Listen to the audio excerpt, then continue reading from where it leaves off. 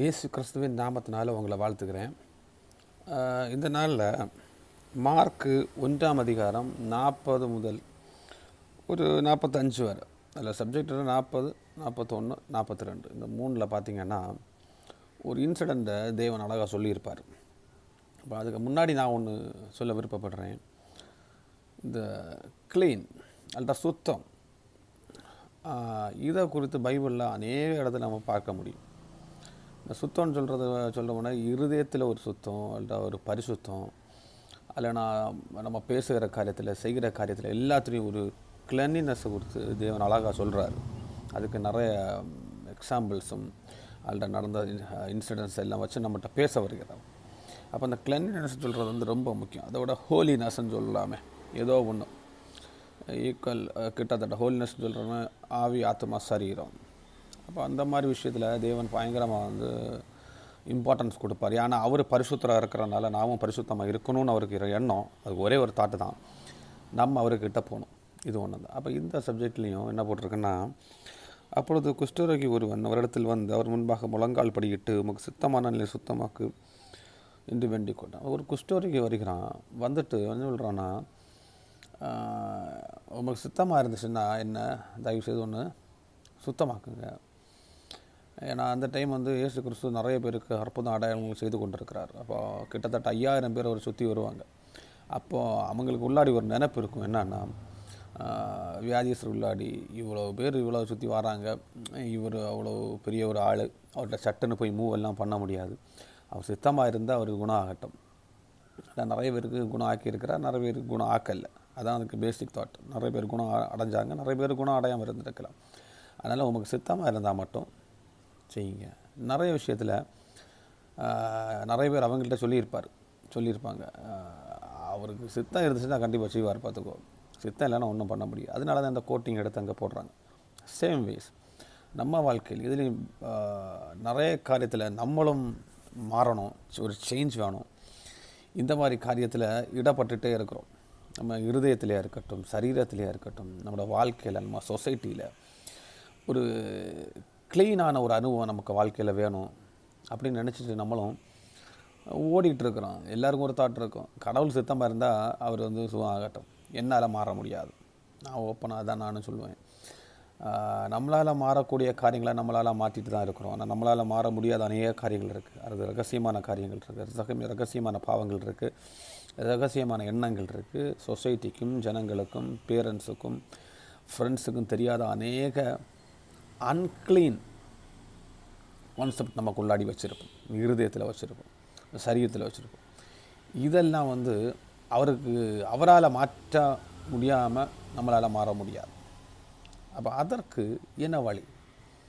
இன்னும் ஆழமாக சொல்ல போனால், அந்த குஷ்டரோகிக்கு மெயினாக உள்ள சப்ஜெக்ட் என்னன்னா, அந்த க்ளீன் கிடச்சா அவனுக்கு லைஃப் எப்படி மாறும். நம்ம வாழ்க்கையிலையும் நம்ம பரிசுத்தம் ஆகிட்டோன்னா, அது நம்ம வாழ்க்கையில் ஒரு சேஞ்ச் வந்துச்சுன்னா நம்ம எப்படி இருக்க முடியும், அதை நம்ம கண்டிப்பாக சிந்திச்சாகணும். அதை சிந்திக்கலைன்னா கண்டிப்பாக நமக்கு என்ன பண்ண முடியாது, பரிசுத்தமாக வாழ முடியாது.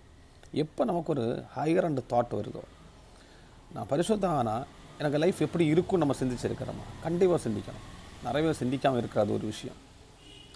அப்படி ஒரு சிந்தனை இருந்துச்சுன்னா நம்ம லைஃப் கடவுள்கிட்ட கண்டிப்பாக என்ன பண்ணிடுவோம், கேட்டுருவோம். அவர் வந்து என்ன பண்ணுவார், கிளியர் பண்ணி விட்டுருவார். He is ready to do anything.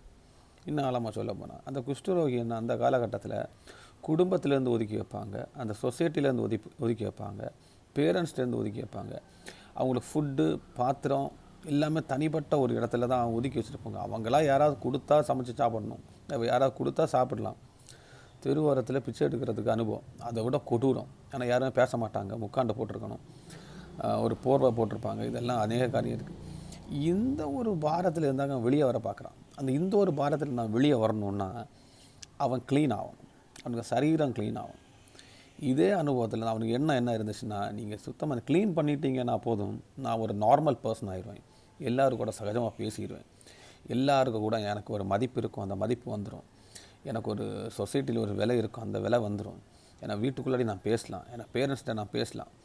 மனம் விட்டு பேசுகிற ஒரு அனுபவம், மனம் விட்டு ஜீவிக்கிற ஒரு அனுபவம். இன்னும் சொல்லப்போனால், ஒரு ஆளுக்கு ஒரு ஸ்லேவாக இல்லைன்னா ஒரு ஆளுக்கு அடிமையாக வாழ்கிற ஒரு அனுபவத்தை விட்டு வெளியில் வந்து சுதந்திரமாக வாழ்கிற ஒரு அனுபவம் தான் இந்த க்ளீன் கொடுக்குற ஒரு ஃபஸ்ட்டு நம்ம கொடுக்குற ஒரு பெனிஃபிட்.